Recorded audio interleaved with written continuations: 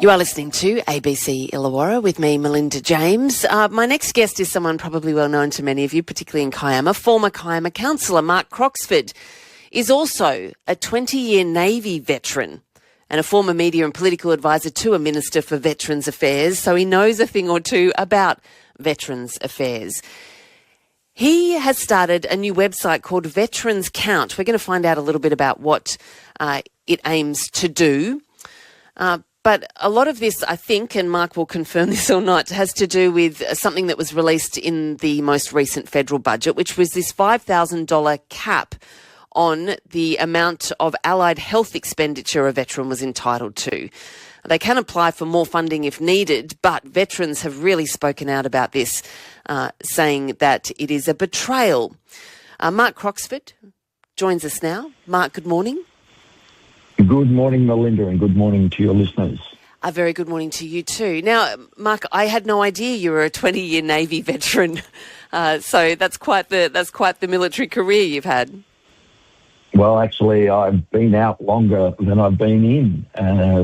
I served in the Royal Australian Navy as both a sailor and a commissioned officer from 1980 to 2000, and then I've had a subsequent myriad of careers thereafter. Well, I really want to talk about Veterans Count, but also this whole notion of a cap being put on veterans' allied health expenditure, this $5,000 annual limit.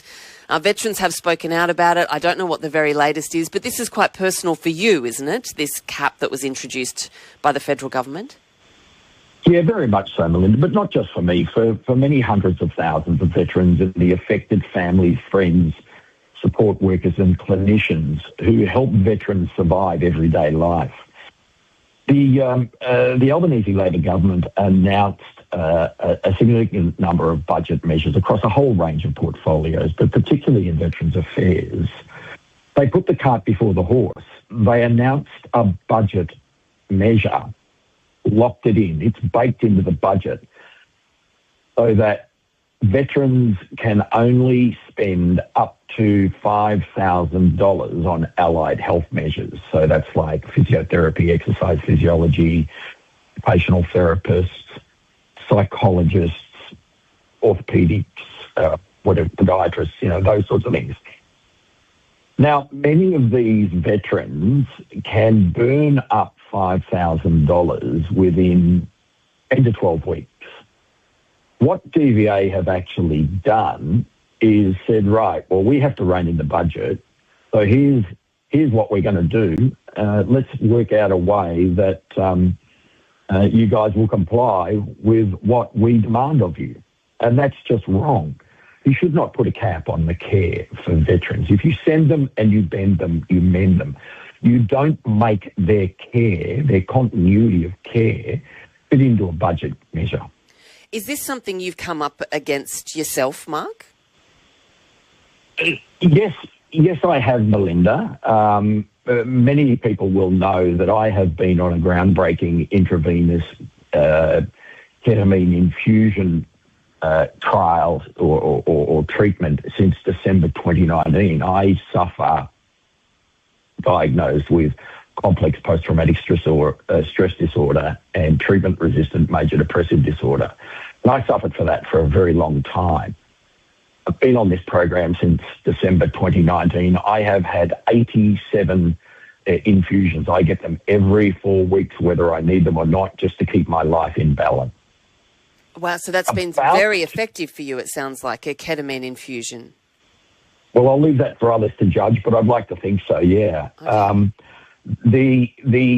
About 2 weeks ago, I received notification, and this is purely coincidental to me starting Veterans Count, I might add, but I received notification that DVA had said, oh, we're not going to approve your treatment next week. They moved the goalposts for no apparent reason. So being an ex-media and political advisor to a former Minister for Veterans Affairs, I also worked in a number of other portfolios in government too. I had to jump into political mode because I panicked. I genuinely panicked. I didn't know what to do because I noticed that I taper off in my health and well-being at around about the 24-day mark of my 28-day infusion cycle. So I just did what came naturally to me. I kicked up a fuss. I kicked up a fuss in the fastest possible way that I could, in that I went full political. I wrote to the Minister for Veterans Affairs. I wrote to his shadow, Michael McCormack. I CC'd the departmental secretary and the deputy secretary of the department responsible for implementing these budget measures, told them in no uncertain terms what my concerns were. Then I wrote to 6 senators who are known for being sympathetic or inquisitors, if you like, in keeping the executive government accountable in various portfolios, but particularly DVA.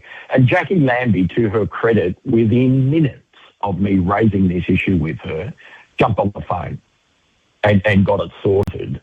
It took me from the time I lodged the ministerial to the time I received a call from a young bureaucrat in the Department of Veterans Affairs, not to apologise, but to say, oh, your treatment's been approved, 21 hours. Now, I was able to achieve that approval in 21 hours because you knew how to play the game, I guess, I suppose, and could get the right sort of influence working for you. Yeah, but this also happened to me in February 2024. So this is not my first rodeo with this government on this particular sort of issue. But it made me think, how lucky am I that I created Veterans Count? And I'll explain what Veterans Count is in a minute, because now I can help veterans at scale. It's bloody hard to help veterans one-to-one. It's bloody hard for me to help myself with the constraints that I have and achieve the outcome that I did.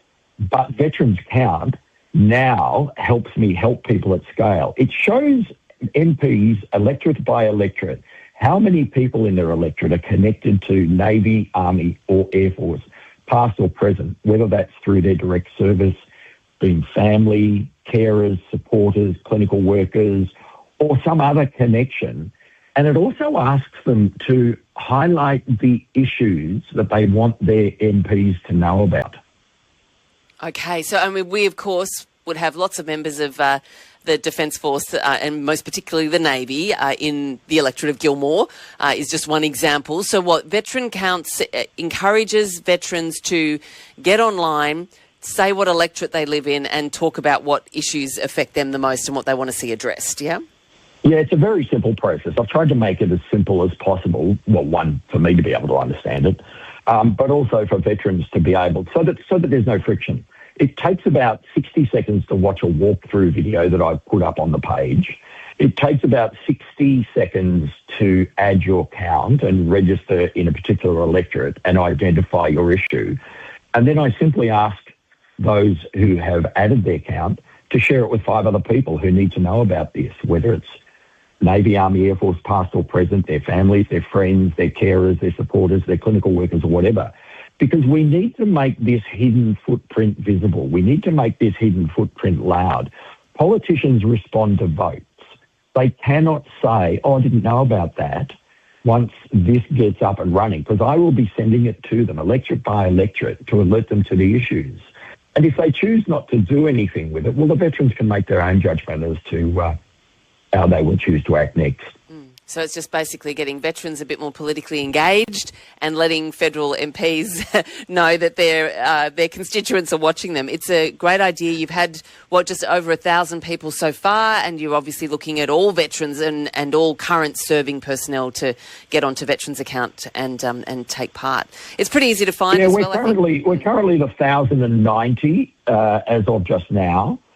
We have 132 electorates represented across the 150 across the country, and there are about 11 live issues that are currently running that people are concerned about, the allied health cap being the major one.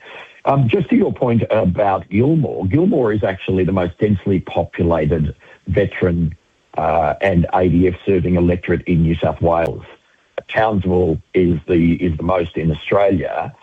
But there are in a very large number of veterans. See, the thing is, DVA knows where its clients are. In 2021, the Australian Bureau of Statistics added a question about ADF service, past or present. So we also know from census data in 2021 where veterans were then. But we don't have the bigger picture. We don't know who the impacted and affected people are outside of that cohort. Plus, there are also many veterans who have never engaged with DVA. So DVA don't even know they exist. Well, this is a way to let them know. So it's veteranscount.com.au. So it's Navy, Army, Air Force, past or present, and you can just log on and let people know where you live and what your concerns are. Mark, it's a really interesting idea. I really appreciate you telling us about it this morning. Thank you. Melinda, thank you very much for your time. That's Mark Croxford, Kiama veteran of some 20 years in the Navy, of course, and telling us his own personal experience there. So veteranscount.com.au. Are you listening to ABC Illawarra? Every vote counts, every count matters, from the front bar to the scrub and sand. Navy, Army, Air Force, past and present, put your postcode in and raise your hand.